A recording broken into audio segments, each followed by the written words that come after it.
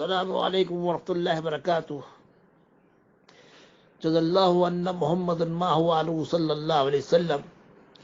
میرے بھائیوں، عزیزوں، دوستوں، ساری دنیا میں اس وقت جہاں جہاں جماعتیں چل رہی ہیں، وہ جماعت والے جتنے گھروں میں کام کر رہے ہیں، یہ جماعت والے کہیں بیچارے مسجدوں میں پھنسے ہوئے ہیں. ان سے میری عاجزانہ اور مؤدبانہ درخواست ہے کہ اس وقت دلی مرکز پہ ہی نہیں، دعوت و تبلیغ پر حالات آئے ہیں، اور ہر 100 سال کے بعد کوئی عجوبہ ہونے والا ہوتا ہے، کوئی ایک بڑا معجزہ ہونے والا ہوتا ہے. اس کام کو 90-100 سال ہونے کو آ گئے ہیں. اس وقت دعوت کے کام پہ باطن کی محنت چل رہی ہے کہ کس طرح بدنام کیا جائے، کس طرح سارے عالم میں اس کام کو ختم کیا جائے، کیونکہ ایمان کی محنت اتنی چل رہی ہے کہ لوگوں کی زندگیاں پلٹ رہی ہیں، مسجدیں آباد ہو رہی ہیں، لوگ داڑھی رکھ رہے ہیں، سنتوں پہ چل رہے ہیں. آپ کی محنت میں لوگ تہجد گزار بن رہے ہیں.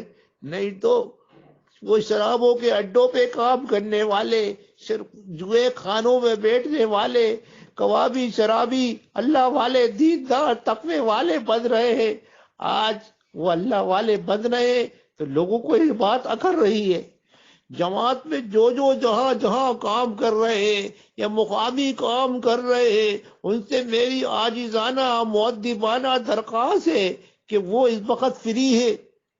اور مسجدوں میں بھی لوگ چند ساتھی نماز پڑھ رہے ہیں، اور گھروں میں بھی چند ساتھی نماز پڑھ رہے ہیں. وہ اپنے گھروں میں صبح شام صلاۃ التسبیح کا اہتمام کریں. یہ سب سے بڑی استغفار ہے. استغفار کی 10-10 20-20 30-30 تسبیحیں اللہ کے دھیان کے ساتھ اپنے گناہوں کو یاد کر کے پڑھتے رہیں. 313 مرتبہ اور 500 مرتبہ درود پاک اول آخر کے ساتھ آیت کریمہ لا الہ الا انت سبحانک انی کنت من الظالمین. اس وقت حالات جو آئے ہیں وہ ہمارے خود کے عملوں کا نتیجہ ہے. ظہر الفساد فی البر والبحر بما کسبت ایدی الناس.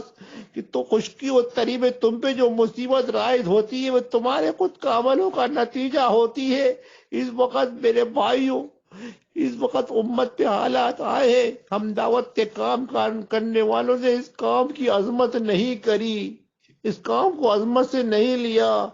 بیت اللہ جیسی جگہ میں بیت اللہ کے فوٹو لیے، سیلفی لی. جماعت جیسی جگہ میں واٹس ایپ، موبائل اور فیس بک چلائے اور گھروں پہ بنا کر رہے. جماعت میں تو کم سے کم اپنے گھروں پہ اور فالتو موبائل مت چلاؤ. لوگ جماعت میں لیکن گھروں پہ اپنی فیملیوں سے باتیں کر رہے ہیں. وہ لایا نہیں. اور جماعتوں میں اتنا سونا کہ بتا نہیں سکتے. جب تعلیم ختم ہوئی پھر سونا، دن کی ظہر کے بعد بیان ختم ہوا پھر سونا، تعلیم کے بعد سونا، رات کو جلدی سونا، تہجد میں سونا. اس وجہ سے یہ اللہ تعالیٰ کا غصہ بہت ہے. اور اللہ تعالیٰ کا غصہ صدقہ دینے سے، اللہ کے سامنے عاجزی انکساری سے، چپ کے اخلاص کے ساتھ صدقہ دینے سے اور مسجدوں کو آباد کرنے سے، اللہ کے سامنے گڑ گڑا کے معافی مانگنے سے، وہ جو جماعتیں چل رہی ہیں وہ سورہ بقرہ کی آخری آیت ربنا لا تؤاخذنا سے لے کے فانصرنا علی القوم الکافرین، فانصرنا علی القوم الکافرین، فانصرنا علی القوم الکافرین ہر نماز کے بعد پڑھیں. اماموں سے پڑھوائے. وہ قنوت نازلہ اتنا پڑے کہ جو طاقتیں یہ میڈیا، بکاؤ میڈیا، گودی میڈیا، یہ اگر اللہ اس کے مقدر میں ہدایت ہے تو ان کو ہدایت دے دے، اور ان کے مقدر میں ہدایت نہیں ہے تو ہمارے 4 مہینے چلے 3 دن کی برکت سے اللہ ان کی نیست نابودی کے فیصلے کر دے.